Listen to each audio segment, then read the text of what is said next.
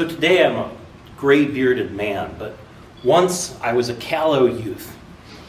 And in those days, I heard, as many young men do, boys really, the stories of war. And though I was not old enough, I heard tell of the great deeds that were done, of the battles that were fought, and of the noble queens who inspired the dragon army. One day, when I was old enough, I was given the opportunity to see this. And I tell you this tale because there are many songs of the mid-realm. There are many stories that we tell.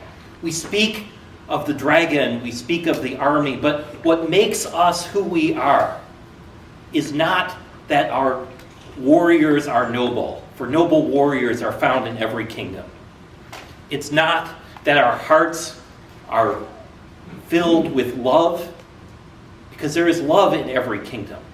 What makes us the mid-realm is that the people who have brought us to this place, the people who lived only here, whose stories are told here, make us who we are. And it's the story of one of those people who touched me that I wish to share with you today. And this is why I tell you the story of Queen Tangwystl's true name.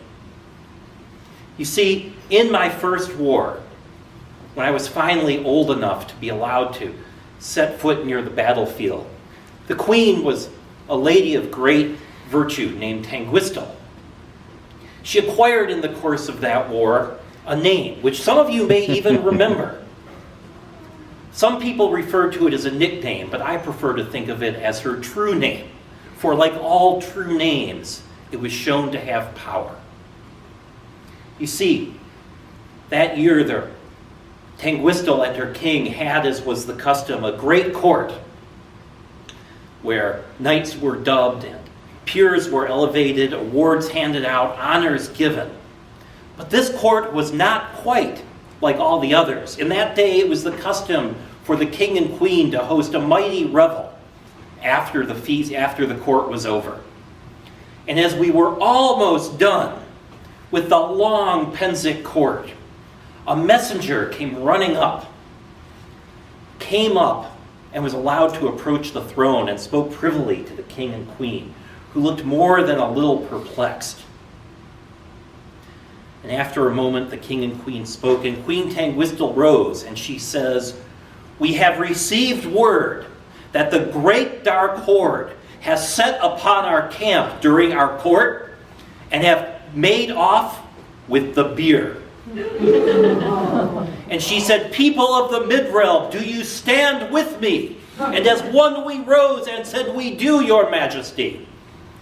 And so there the court was adjourned, and after due pomp and after the recession, the entire population, the audience of the mid-realm court, set foot to go down to the camp of the great dark horde. And because I was young and small and of little import, I was able to sneak my way up to the front to see this with my own eyes. And so this is not a tale told as in legend, passed down from one person to another. This is what I saw with my own eyes. We came there, mighty Tangwystl and her king, with the banners and the champions and the peers and the populace, making a line many hundreds of feet long along the road. And there stood the guard at the horde's camp. No young man, no newly minted warrior. This was a grizzled fighter who had clearly seen much battle and bore the scars of noble combat. He had the strength and the presence of mind not to look flustered as the mid-realm came to his gate. And Queen Tangwystl said, I believe you have something of ours." And the hordeman looked at her and said, "And what if we do?" And she said, "I have come to claim it." The hordeman looked at her and said, "And who are you?" And at this, Tangwystl's king turned to his people, and he said, "People of the mid-realm, who is this woman?" And with one voice we called out her true name. "It is she!" who must be obeyed. Then the hordeman looked flustered. And he said, "I'll be right back." And he went from his post as we waited courteously, though not fully patiently. After a moment he returned and assured us that the Khan had decreed that she who must be obeyed would receive her beer.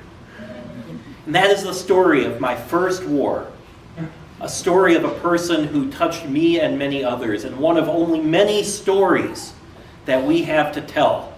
So I come to you not just with a tale, but a challenge. Each of you have stories like these in your memory and in your hearts. And I challenge you, especially as we begin to welcome all the peoples of the known world to share our hospitality and tell our stories, to make sure that those who were not there understand what it means to be part of the Midrealm. Thank you.